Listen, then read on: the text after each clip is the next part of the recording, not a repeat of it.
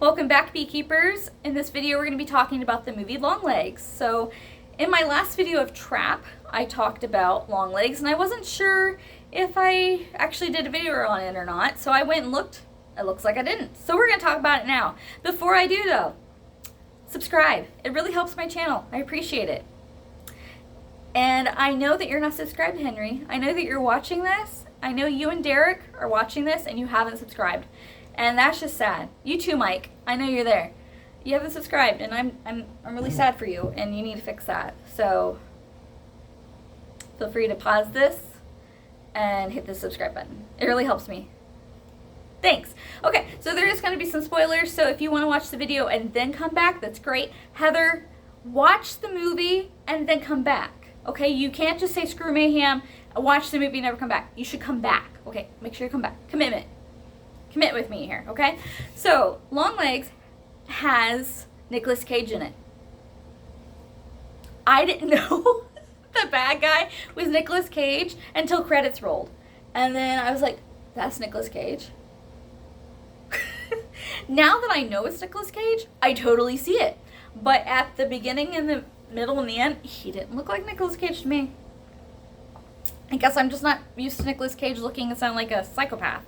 Because he did a great job. Like, he seemed like he had it down. Like, that is him.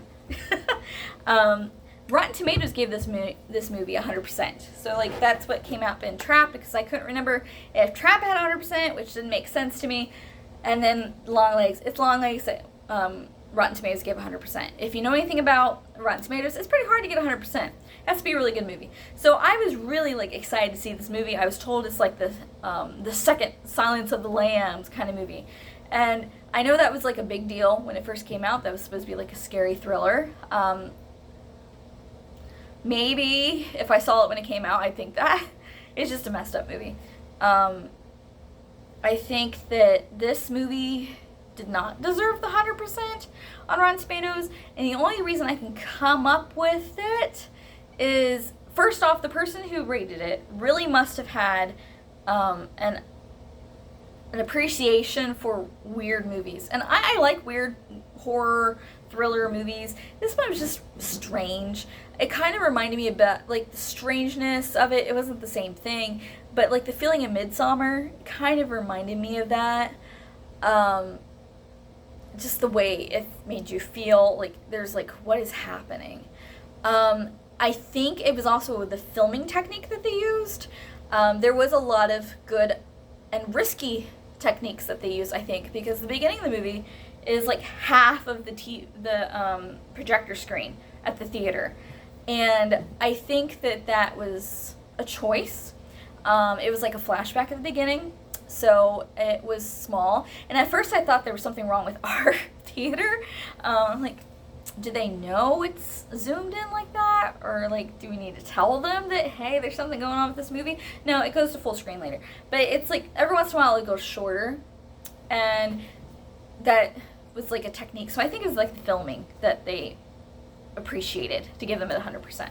Because the story was just weird, man. It was really weird.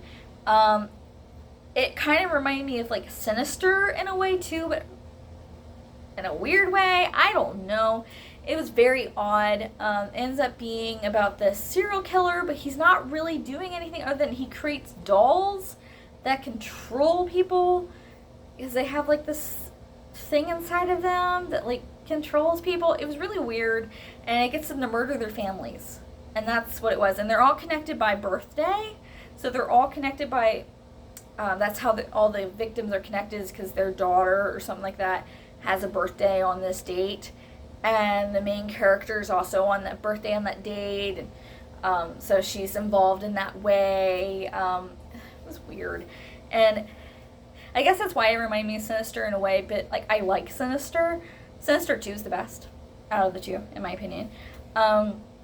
Just in the way it's like they tell the kid, most of the time it was a kid, to kill their families. And I don't know, it was really weird because it was a Hail Satan movie, and it was very satanic. They literally would say Hail Satan in it, and I'm just not for that. I mean, I know it's just a movie, but it was just weird. It was unnecessary, in my opinion. It's not my jazz, really. So the cop is trying to figure out how to catch this guy, and he's a serial killer, but he's really not killing anybody. He's just getting them to kill their family, so she's trying to figure out how the connections work. I would give the movie like a 3 or a 5. A 5 being generous. I got to see it for $5, so it's not like it was I'm out anything, but I definitely won't watch it again. I would watch a lot of other things that I don't like before I'd watch it. Just because it was just not what I was expected, and I don't even know what I expected, but it's very gory, and just weird. It's a very weird movie. And I know this video is like useless, but I wanted to talk about the fact that it had 100% Rotten Tomatoes, and I can't figure out why. So if you can tell me in the comments, why on earth did this movie have 100%?